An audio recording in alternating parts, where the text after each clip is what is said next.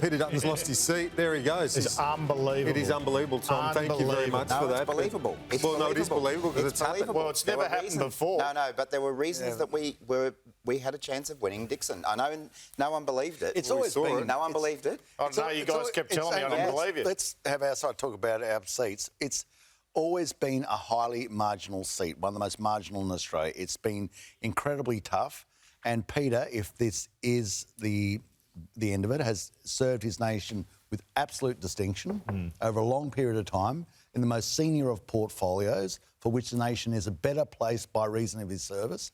And looking at it like he... But normally, let me just say wasn't this, sitting I'm not arguing with... No one's arguing with that. In Dixon. He's been a wonderful contributor to our country for many years, but he's the leader of the party. He's lost his seat. This is extraordinary for an opposition leader. I mean, you mentioned Scullin. It's only happened to Scullin and Howard as Prime Minister. It's never happened as opposition leader. Well, John Howard obviously lost the election, lost his seat. Yeah. And so we don't have to go back too far. And John Howard was actually the Prime Minister and probably one of and goes down in the sort of architecture of Australian greats. There's no doubt about that. Sure. So let's not over-egg this in the sort of the hype of tonight.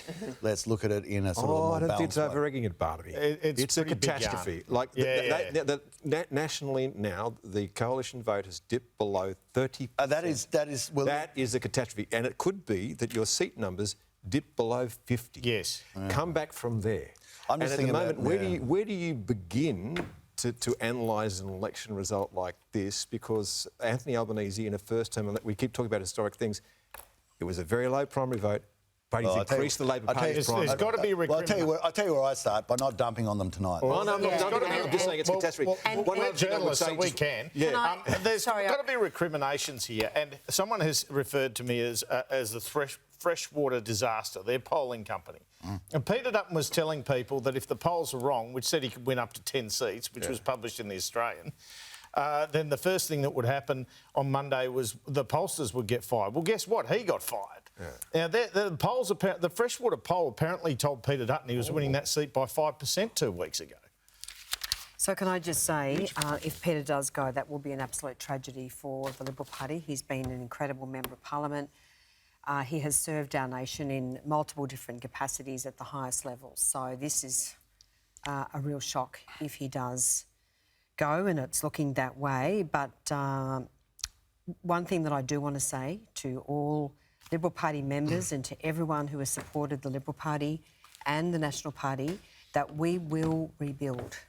Now, we are going to go about that task the same way that we did in 2022, with a sense of maturity, with a sense of strong honesty, and step by step. Who do you want to be leader? I'm not going to be making any comments about the leadership, other than to say that we will go through this step by step. I mean, we knew we had a massive mountain to climb, Andrew. This has not happened in nearly 100 years, so we knew the chances. But you've made no progress on the backwards. I'm not understating. You're back at base camp. I'm not understating that, Kieran. It looks like we have gone backwards. That is a shock. But we have to have a really hard and honest look at what we need to do to rebuild.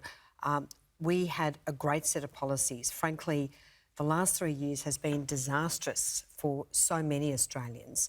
And we are now, under Labor's policies, we are now facing a growing energy crisis. We cannot keep going the way we are going.